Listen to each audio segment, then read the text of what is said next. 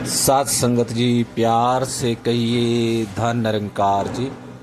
आज का टॉपिक पितरों के श्राद्ध। साथ संगत, ये जो समय चल रहा है, ये जो 15 दिन का समय होता है, ये साथ संगत संसार के अंदर आप हम सभी देखते हैं कि किस तरह से मनाया जाता है और क्या भाव होते हैं और वो कैसे क्या पूरे होते हैं। आज हम उसी के ऊपर साथ संगत विचार करेंगे कि साथ संगत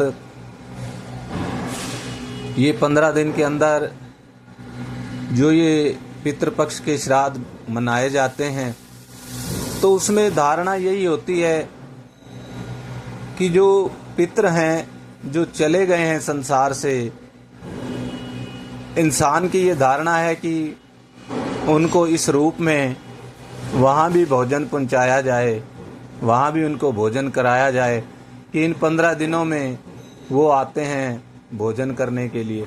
ऐसा सत्संगत संसार में सुनने को मिलता है। तो इसलिए वो भोजन जो है ब्राह्मणों को करवाया जाता है कि जिससे वो भोजन खाएं तो इधर ब्राह्मण और वहाँ उनके पेट में पहुँचे, उनकी ऐसी धारणा करके ये आयोजन किए जाते हैं। और साथ संगत दास भी जब तक ब्रह्म ज्ञान नहीं मिला था, तो साथ संगत दास भी ये इन्हीं चक्रों में था, लगा हुआ था। और साथ संगत जब सतगुरु की कृपा हुई, जिस दिन से ब्रह्म की प्राप्ति हुई, अगले ही पल साथ संगत भ्रमों का नाश होना शुरू हो जाता है। ब्रह्म अपने आप हटते चले जाते हैं। और सत्संगत उसके हटने का कारण केवल इस निरंकार प्रभु परमात्मा के साथ जुड़ जाना और अपने आप को जान लेना, जानकारी हो जाना सत्संगत। और ये जानकारी सतगुरु स्वयं दुनिया के मालिक, स्वयं प्रभु परमात्मा, स्वयं ईश्वर निरंकार साकार रूप में आकर के जब मुझे समझाएंगे ये सारी बात, तो सत्संगत फिर मैं क्यों नहीं समझूंगा, फिर मैं उसके ऊपर क्यों शक करूंगा कि क्या ऐसा होता भी है या नहीं होता है। तो सत्संगत उन्होंने तो मुझे प्रत्यक्ष अपने दर्शन दिए, प्रत्यक्ष दर्शन करवाए साकार सतगुरु रूप में आकर के, और सारे भ्रमों से अलग किया कि ये जो यात्रा होती है, जब तक शरीर है, जितना समय मिला है, वो समय के अंदर सत्संगत जैसे मानव जन्म दुर्लभ है, होता ना बारंबार।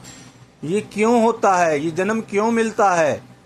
ये कहीं भोजन करने के लिए जन्म नहीं मिलता कि हमें यही लगे कि इस जन्म में भोजन कर लिया तो मेरी एक आदत बन गई कि भोजन मुझे रोज चाहिए, और फिर वो शरीर जब नहीं रहा उसके बाद भी फिर भोजन चाहिए। तो फिर वो इंसान यहाँ से प्रयास करने की कोशिश कर रहा है अपने भ्रमों के हिसाब से कि वहाँ भी उनको भोजन कौन दे रहा होगा, उनको वो भोजन मिल रहा होगा कि नहीं मिल रहा होगा। यही तो एक भ्रम है सत्संगत कि निरंकार प्रभु परमात्मा तो वो जो चट्टान के नीचे चींटियां हैं, जब उनको भी भोजन मिल जाता है, उनको भोजन दे देता है। तो फिर सत्संगत ये एक आत्मा की वहाँ चली गई शरीर छोड़ के, और अब उसको भोजन की आवश्यकता है। तो ये बात कहीं समझ में आती नहीं कि सत्संगत भोजन तो शरीर के लिए है, ये तो शरीर को करवाया जाता है। तो सत्संगत मन और ये आत्मा, इसको भोजन की क्या आवश्यकता है सत्संगत? अगर ब्रह्म ज्ञान के साथ जुड़ करके हम इसके ऊपर विचार करें कि शरीर 5 तत्वों का पुतला है, वो सब यहीं विलीन हो गया इन उसमें, फिर उसको भोजन करवाने की क्या आवश्यकता रह गई कि मेरे मन में भ्रम रह गया कि वहाँ भी भोजन। सत्संग संभालने वाला तो ये निरंकार प्रभु परमात्मा है। मैं कब से संभालने वाला बन गया कि अगर मैं किसी को भोजन दूंगा, भोजन करवाऊंगा, तो तभी उसको भोजन मिलेगा, और वो भी फिर वहाँ तक भी मेरी अपने आप को पहुँचाने की कोशिश करता हूँ कि वहाँ तक भी भोजन। तो सत्संगत यही समझ में आता है कि ये केवल भ्रम के कारण है। और जो प्रभु ने रचना बनाई है कि सत्संगत अगर भोजन देना भी है माता पिता को, अगर उनकी सेवा करनी भी है, तो जब वो शरीर के अंदर हैं, जब हम उनकी पूरी सेवा करें, उनके चरण धोएं, उनको भोजन दें, उनको नहलाएं, ये कर लिया तो फिर आगे वो कुछ करने की जरूरत नहीं, वो तो यहीं पे आपको आशीर्वाद दे जाएंगे कि बच्चे तू बड़ा अच्छा है, यहीं पे मुक्त कर जाएंगे कि हम तेरे से प्रसन्न हो गए बस।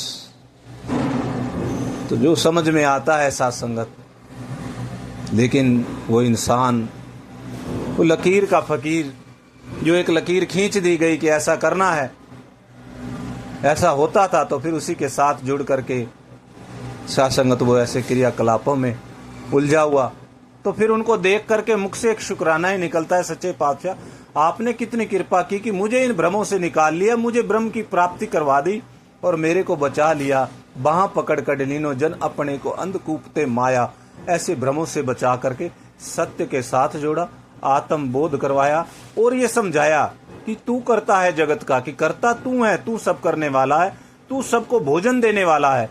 मैं कहाँ किसी को भोजन ही दे सकता हूँ, मैं तो खुद तेरा दिया खाता हूँ।